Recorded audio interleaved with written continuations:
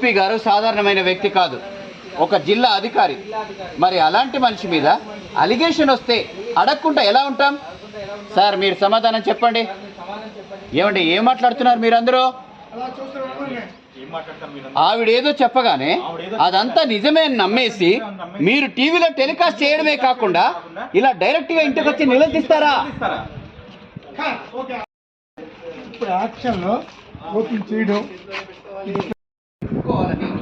ఎన్నో కుళ్ళు కుతంత్రాలు చేశారు. అవన్నీ ఇప్పుడు నా కొడుకు తెలుసుకున్నాడు కాబట్టి నిన్ను వదిలేసి ఇక్కడికి వచ్చాడు. ఏంట మాట్లాడు? తను ఏం బయట మనిషి కాదు, మన ఇంటి కోడలు. ఇంటికి కోడలు అంటే ఇంటి పేరు నిలబెట్టేలా ఉండాలి, రాని ఇంటి గౌరవాన్ని పెంచేలా ఉండాలి.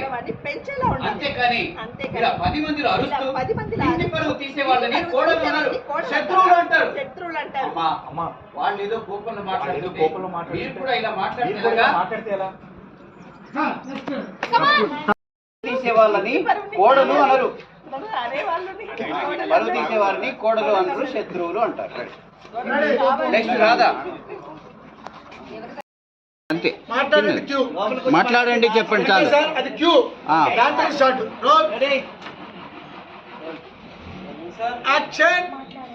మీ ఇంటికి వచ్చి మీ కాళ్ళు పట్టుకొని బ్రతిమాలుకోవాల్సిన అవసరం మాకు లేదు.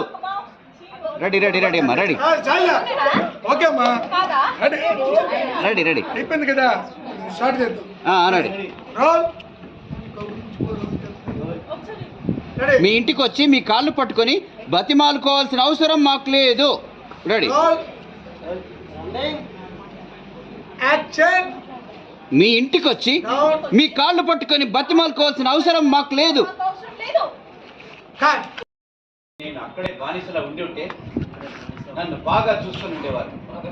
కానీ నేను నీ దగ్గరకు వచ్చాను కాబట్టి, నీ వైపు ఉన్నాను కాబట్టి, నా వాళ్లతో నేను కలిసి ఉండాలి అనుకున్నాను కాబట్టి చివరికి నా ఉద్యోగం పోయేలా చేసి నన్ను వాళ్ళ కాళ్ళ దగ్గరికి తెచ్చుకోవాలని ప్రయత్నించారు.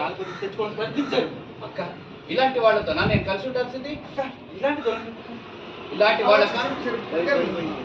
వాళ్ళకి అక్క ఎస్పీ గారు సాధారణమైన వ్యక్తి కాదు,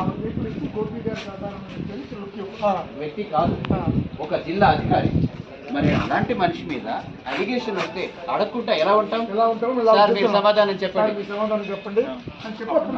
కోపంలో మాట్లాడుతుంటే మీరు కూడా ఇలా మాట్లాడితే ఎలాగా?